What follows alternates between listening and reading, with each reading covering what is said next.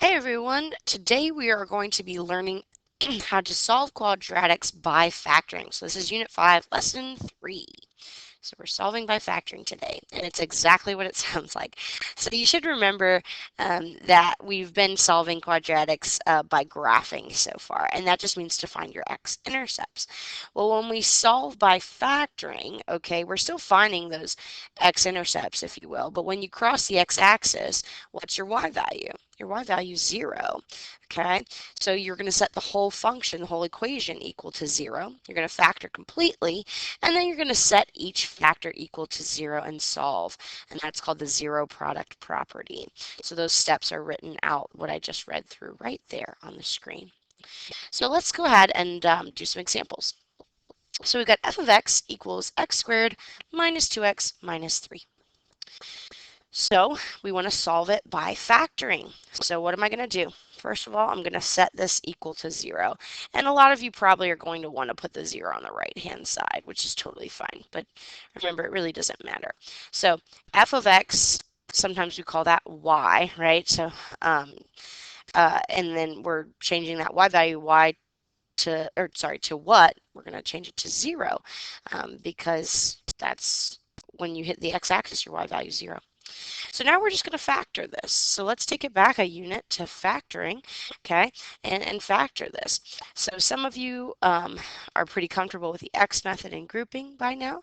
And one thing that I have mentioned to my classes is that when your leading coefficient is 1, which it is in this case, all right, when you create your x, if you will, if you're doing X method and grouping, whatever numbers you get here and here, those end up being what goes into your factors right here. So we can actually kind of do this in our head. So instead of me writing out the whole X method, okay, we're going to do it in our head because I think we can. So the only thing that you can multiply x by to get to x squared is x. So we know it's going to be x and x if it factors. All right. And what are the factors of 3? Well, the factors of 3 are 1 and 3. There's nothing else that we can do. Okay, so if this factors, it's got to be a 3 somewhere and a 1 somewhere. Okay, but keep in mind, this is actually a negative 3. So our signs have to be opposite. So one of these is going to be plus, one of these is going to be minus.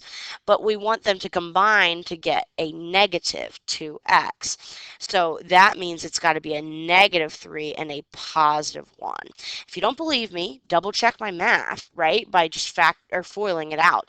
So you'd get x squared plus 1x minus 3x. Oh, yep, that's negative 2x and minus 3. Oh, hey, we did it without having to do X method and grouping. But you're still more than welcome to do that method. All right, so now that we have that, okay, we're going to use the zero product property. So what that means is if I know that some number, whatever this might be, times some other number equals 0, one of these has to be equal to 0. Okay, both of them could equal 0, right? Because 0 times 0 is 0.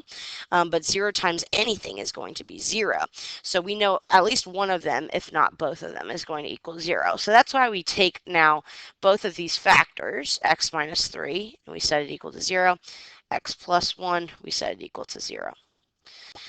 So when you solve this equation, you just add 3. Get x equals 3.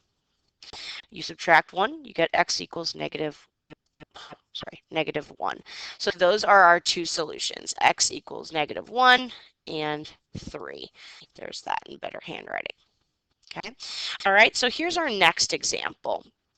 All right, so we got f of x equals x squared minus 16x. So we're solving by factoring. So set it equal to 0. Okay. And remember, when you're factoring, you should ask yourself those questions. I did not a good job of asking myself those questions in the first problem, but is there a GCF for this one?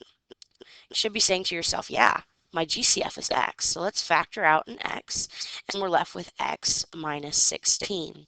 Now, x minus 16 is a binomial, all right? However, it's not a difference of squares or cubes. 16 is a perfect square, but x itself is not. So I'm just going to erase some of that so it's not in my way. So now this is fully factored. So what am I going to do? I'm going to set each of my factors equal to 0. So I've got x equals 0. that's fully solved, right? And then I've got x minus 16 equals 0. Sorry that things keep moving around. X minus 16 equals 0, which means x equals 16. So there's my two solutions there.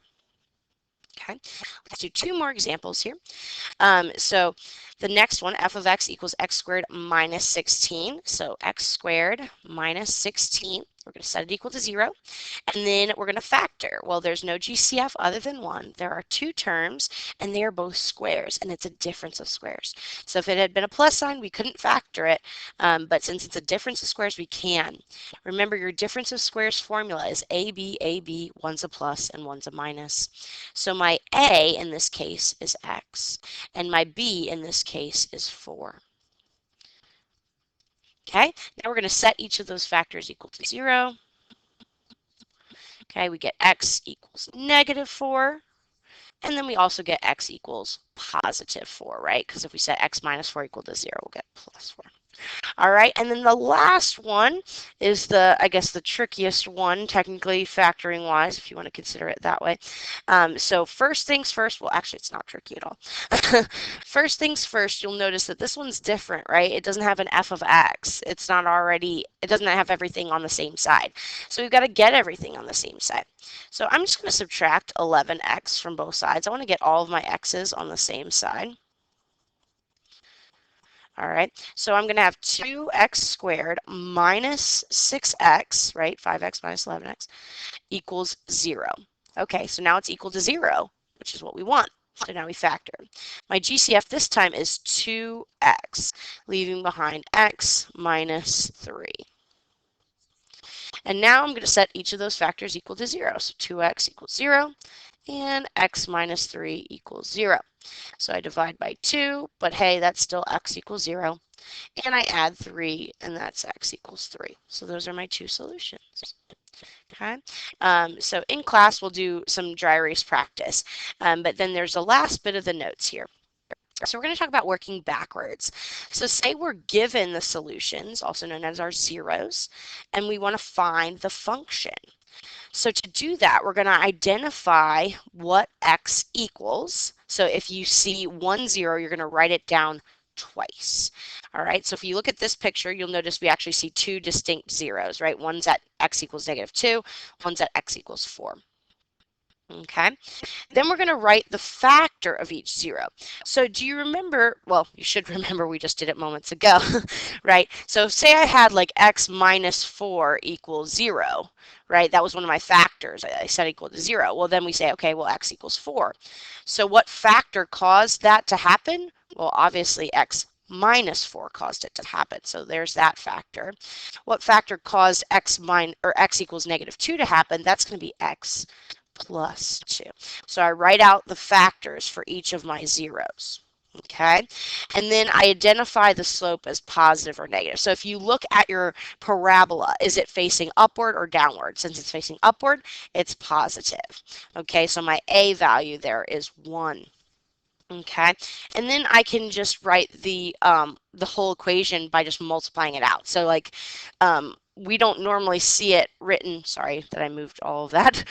We don't normally see this written like this, right? If we wanted to write that whole function out, we would say, okay, f of x equals, and we would multiply it out. So x times x is x squared, x times negative 4 is negative 4x, 2 times x is 2x, so negative 4x plus 2x is negative 2x, and then 2 times negative 4 is negative 2.